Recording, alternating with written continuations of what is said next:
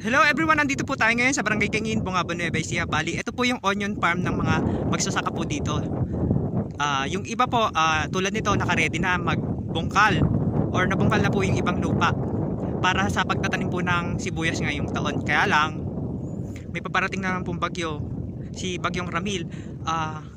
Ang hindi lang po okay, ito, pakikita natin. Kasi yung pinakamalawak or karamihan sa bukirin po dito na damage nung Bagyong Paulo. Ayan na po, oh.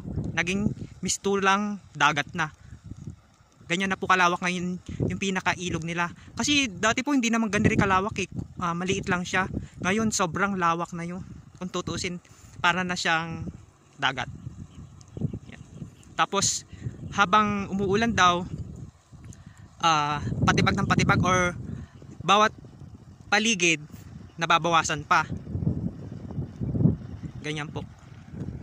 Hindi lang tayo pwede pumunta sa pinakagilid, baka gumuho, malalaglag tayo sa baba. Ayan po, ganyang kalawak yung naging damage ng mga bukid po dito sa Barangay Kaingin. Kaya yung mga magsasaka, namumroblema po sila kung paano gagawin nila dito sa kanilang bukid. Yan. Dadasag tayo doon.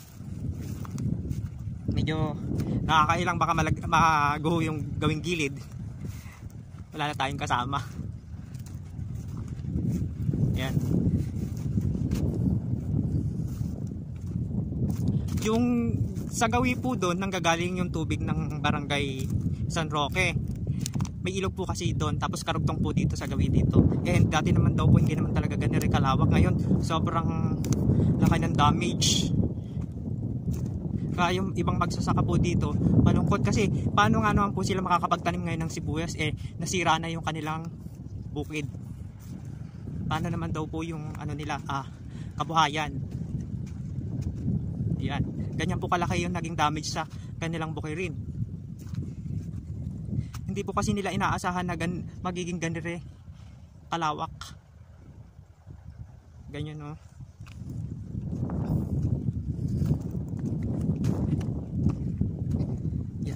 Medyo malalim pa naman yung gawing gilid doon kasi both side niipon yung tubig. Tapos sa gawing hulo, ito yung dati ilog nila, yung permanent na ilog nila. Ayan, ganyan po yung nangyari din. Kaya yan po, dito dumadaan yung mga may alagang kalabaw, kaya may mga bakas ng papahulo. Yan, naririnig ko pa yung bagsak ng lupa. Dito sa area po na to medyo mababaw lang yung agos ng tubig kasi may hinalang, kumbaga konti lang yung dumadaloy. Pero nung siguro po nung dagsay, yung kalakasan ng bagyo, dito po na sentro yung tubig.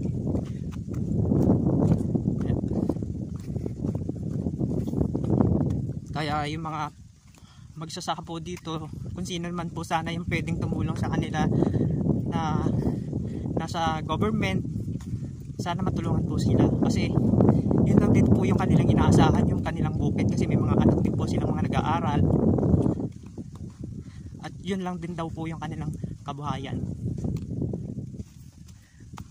Tulad po dito, nagtanim na sila ng napir. Pinaka pangsangga sa tubig baha pag lumago. Ayan po yung napir. Yan, para grass. Dadasag tayo dun sa gawin. Medyo malayo-layo lang.